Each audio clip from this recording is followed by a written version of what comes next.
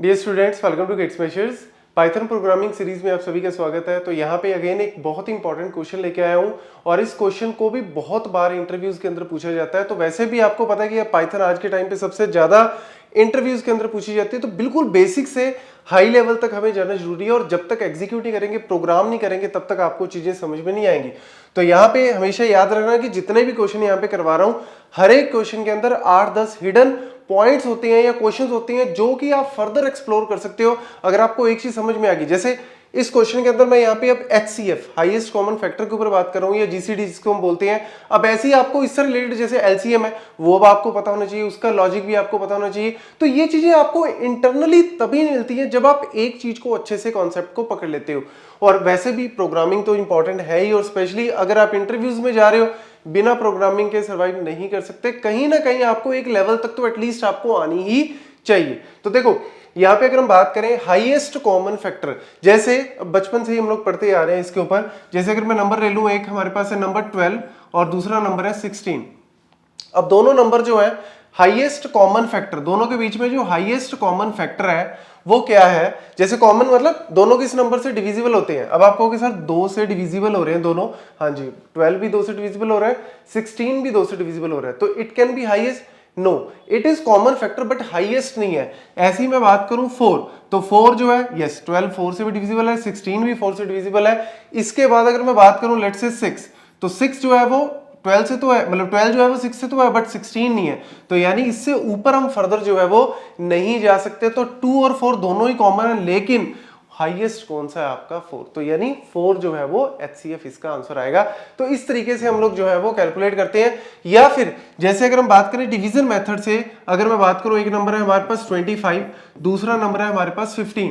अगर इन दोनों के बीच में हाईएस्ट कॉमन फैक्टर निकालना हो तो तरीका क्या होता था, 25 जो बिगर नंबर है उसको हम क्या करते थे, डिवाइड करते थे स्मॉलर नंबर के साथ। तो स्मॉलर नंबर के साथ डिवाइड किया, 1 पे गया 15। और मेन हमें पार्ट क्या चाहिए यहाँ पे, जो रिमाइंडर है, रिमाइंडर क्वोशंट नहीं, रिमाइंडर के ऊपर मेन फोकस करना है। तो रिमाइंडर क्या है आपका 10, यहाँ पे रिमाइंडर क्या है आपका 10।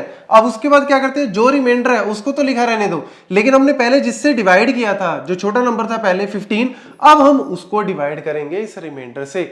अब जैसे डिवाइड किया 1 पे गया, और ये भी क्या है जो आपका रिमाइंडर आएगा 5। तो अभी 0 आया नहीं, रिमाइंडर जब तक 0 नहीं आएगा चलते जाओ। अभी क्या है 5। अब हम 5 से किसको डिवाइड करेंगे, इससे पहले जो छोटा नंबर था, पहले जो अंदर था वो तो हो गया। अब जो छोटा नंबर जिससे पहले डिवाइड किया था वो हमने जो है वो इसके अंदर लिख दिया। अब फिर हमने किया तो इसको 2 पे गया तो ये 10। अब आ गया जी आपका रिमाइंडर 0। जैसे रिमाइंडर 0 आया, जो आपका नंबर जिससे हमने डिवाइड किया था कौन सा था आपका 5, तो फाइनली 5 जो है वो हमारा आ गया ग्रेटेस्ट कॉमन डिवाइजर। अब इसको हम कोड में करते हैं। तो सबसे पहले क्या किया हमने, नंबर 1 और एक नंबर 2, क्योंकि 2 नंबर चाहिए, 2 नंबर के बीच में हम HCF निकाल रहे हैं। 3 नंबर के ऊपर भी कर सकते हो, वो आपको फर्दर जो है वो चेक करना है, खुद से LCM है खुद से चेक करना है। मतलब वही चीज मैं आपको बता रहा हूं, एक चीज जब समझ आ जाती है ना तो आप फिर further explore as a student आपको करना ही पड़ेगा। अब देखो यहाँ पे अगर मेरे पास नंबर 1 और नंबर 2 मैंने यूजर से ले लिया। अब देखो इनपुट हमने कहां से ली, यूजर से ली। अब आपको पता बाय डिफॉल्ट जो हमारा इनपुट फंक्शन होता है, जो यूजर से इनपुट लेता है, वो रिटर्न क्या करता है, स्ट्रिंग। वो रिटर्न क्या करता है, स्ट्रिंग। मतलब अगर हमने यूजर से लिया, लेट्स से मैंने नंबर ले लिया यूजर से 25 और दूसरा नंबर ले लिया 15। अब ये बाय डिफॉल्ट नंबर तो 25 चलेगा, लेकिन इसकी टाइप क्या रहेगी, स्ट्रिंग। तो फायदा ही नहीं है। तो हमें क्या करना है, इसको टाइप कास्ट करना पड़ेगा इंटीजर, इसको टाइप कास्ट करना पड़ेगा इंटीजर। तो यहाँ पे नंबर 1 और नंबर 2 मेरे पास आ गया। तो लेट्स से मेरा नंबर 1 क्या है 25, नंबर 2 क्या है हमारे पास 15, और ये यूजर से हमने ले लिया। अब दूसरी बात क्या है, while number 2 is not equal to 0, तब तक ये वाला लूप जो है वो चलेगा। तो नंबर 2 जो है वो जब तक 0 नहीं होता ये लूप आपका चलता रहेगा। लूप क्या कहता है, number 2 comma number 1 percent number 2। तो नंबर 2 यहाँ पे मेरे पास क्या है, नंबर 1 ये था, नंबर 2 ये था। अब उसके बाद हमने जैसे ही इसके अंदर गए तो नंबर 2 मेरे पास क्या है 15 है, और दूसरा हमने क्या कैलकुलेट, नंबर 2 तो हमने एज इट इज लिख देना है। ये हमारे पास क्या है नंबर 1 है, और ये क्या है हमारे पास नंबर 2 है। तो नंबर 2 को तो हमने एज इट इज लिख दिया, लेकिन नंबर 1 परसेंट नंबर 2 हमने कैलकुलेट किया। तो 25% 15 करोगे तो आई थिंक आंसर जो है वो आपके पास आएगा 10। तो 10 आ गया आंसर। अब हमने क्या कर दिया, ये आपके पास नंबर 2 की वैल्यू क्या थी हमारे पास यहाँ पे 10, और नंबर ये आपका जो है ये आउटपुट क्या आई हमारे पास, ये आई 10 और ये हमारे पास आई थी 15। अब ये चीज हम इसके अंदर डाल रहे हैं तो स्वैप कर रहे हैं, तो ये वाली वैल्यू आपकी इसके अंदर चली जाएगी और ये 10 वैल्यू आपकी इसके अंदर चले गई। तो एक तरह से आप ये कह सकते हो कि हमने वैल्यूज अब क्या चेंज कर दी, नंबर 1 हमारे पास 15 आ गया और नंबर 2 हमारे पास अब आ गया 10। अब दोबारा से फिर इसको कॉल करेंगे, तो जब दोबारा से कॉल किया नंबर 2, मतलब यहां पे क्या है आपका 10 कॉमा, बस ये समझ रहे हो ना स्वैप किस तरीके से हो रही है, 10 कॉमा नंबर 1 कौन सा है हमारे पास है 15% 10। बस ये चीज आपको मेन याद रखनी है और यही इसका मेन क्रक्स है, यही लॉजिक पार्ट है। 10 कॉमा और ये जब आप डिवाइड करोगे तो रिमाइंडर क्या आएगा आपका 5, तो 5 आपका क्या आ गया, रिमाइंडर आ गया।